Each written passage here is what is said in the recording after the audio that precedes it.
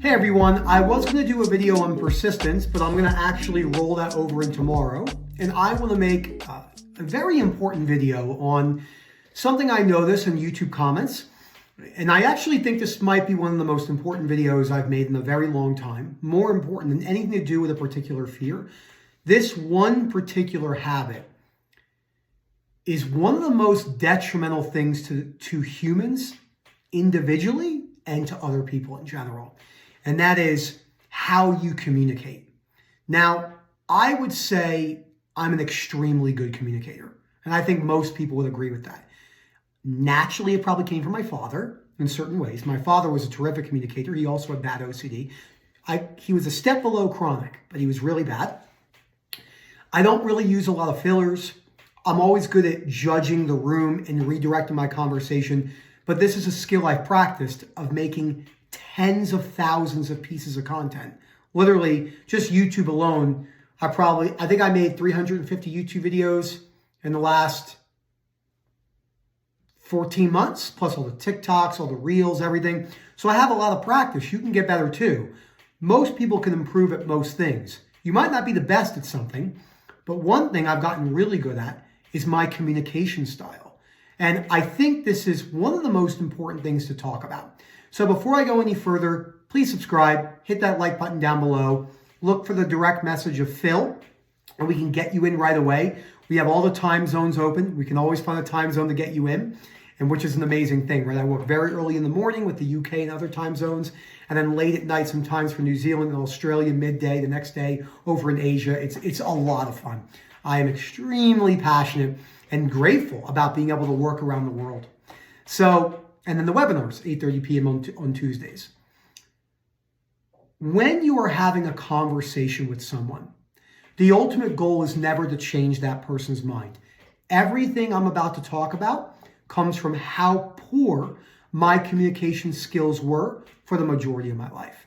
I don't know if I would have had chronic OCD that my confrontation aspect of communication would have changed. So I'm very grateful for the severe suffering I went through. So on YouTube, which can be YouTube, Reddit, Instagram, TikTok, people are not confronted with actual rejection. They're confronted with illusions of rejection that are based in somewhat of a reality. We can't say it's not reality because it's part of the human condition, but it's not real rejection in the sense of you go to a bar, hey, I think you're cute, and the girl says, get the fuck away from me, and then you say, ugh.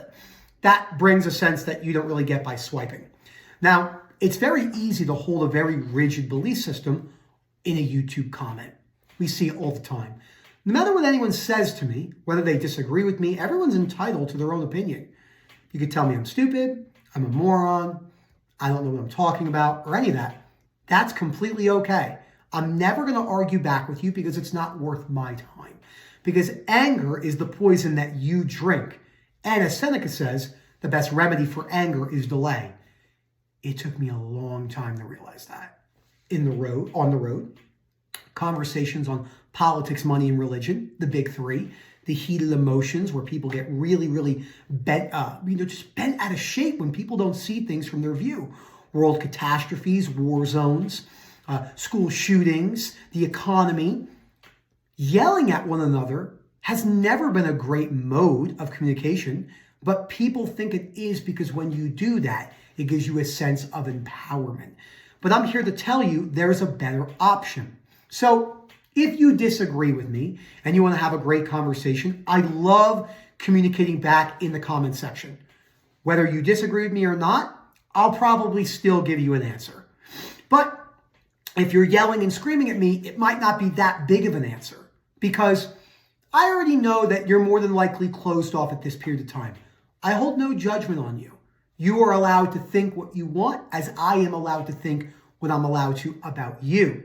This is where other people go wrong. You must respect my feelings. You must respect my boundaries. There are no damn rules on this earth that says I cannot make fun of you or judge you or talk down to you. And if you want to get extremely technical, even physical violence, the only thing holding people back from that is the legal system if they get caught. So people are going to act how they want to act, whether you like it or not. This is the best learning lesson I could ever give anyone on their journey to life success. I don't need anyone to treat me in any certain way, but that doesn't mean I don't feel good when people respect me or talk nice about me or congratulate me or look at my accolades. But I also don't hold that in a conditional way anymore. That's a piece of me. But I have value for just being alive. I am a breathing, blinking, swallowing, salivating human who goes to the bathroom, who drinks water, eats food, etc. That is the reason why I'm alive. There's no other purpose to my existence, just like there's no other purpose to your existence. But you add things to that existence in that particular way. So when you are having a conversation with someone, the most important thing is listening to that individual's point of view before stating what you want to say. This is called wearing the urge. Yes, about being right, etc., but it's actually more detailed than that. It's about wearing the urge to show people why they're wrong. So you have to wear the urge. And I have had conversations where I could feel that boiling up inside me, but I try my best to listen.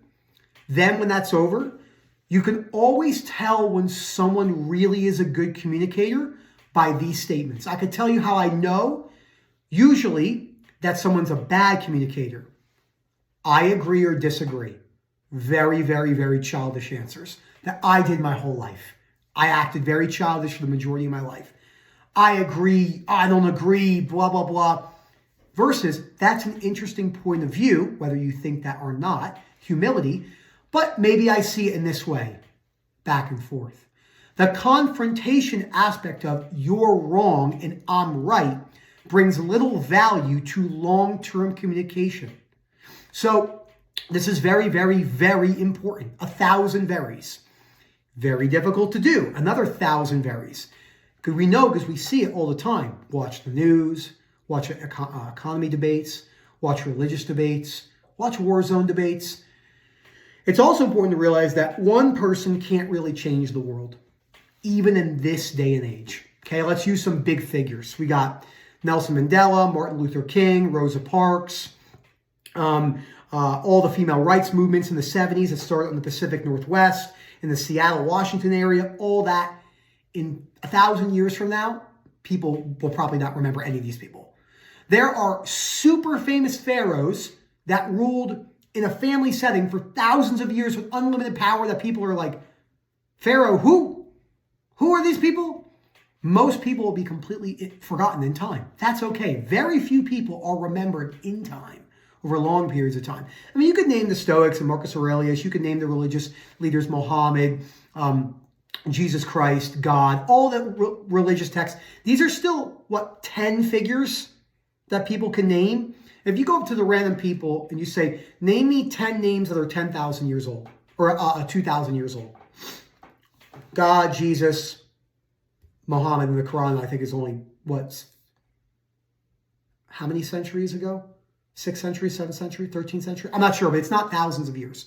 Definitely correct me. I'm not a theology expert on the Muslim culture by any means, but I know it's not we're dating back to Christianity in that sense. But I'm using this for the example of people fade in humanity. They fade.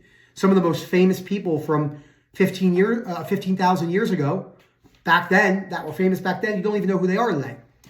So no one is really that important.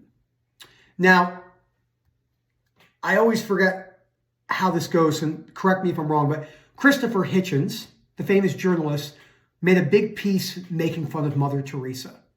And the interviewer, his last BBC interviewer, before he died of throat cancer, I think it was throat cancer, said, why would you do that? He said, to bring her down to her mortal place. And I was like, that's genius. And it's not that he didn't agree with what she did. She's just a mortal like the rest of us. And she will die. And she did great things. I don't know everything that she did, but I can tell you that people are forgotten in time. So the way you hold that rigid value and that belief that you have when you're communicating, you have to step back and think, I'm not that important. I'm actually not important at all. In the grand scheme of existence of humanity, I'm just another human, even if I've achieved great accolades. So you slow down, you have a conversation, you listen to what people say, you don't say I disagree, you don't say I agree, you really try to stop that. And you don't try to talk over other people. And you listen to them. If they're yelling at you and they don't agree, you can just say, I'm sorry you feel that way, and maybe we can have this conversation at a later date. That, in my opinion, is one of the best ways to communicate. And anger and yelling does not give you power like most people believe. It's absolutely a weakness. So I hope you guys enjoy the rest of your day. Let me know what you think. Keep me posted, and we'll go from there. Have a good one, everyone.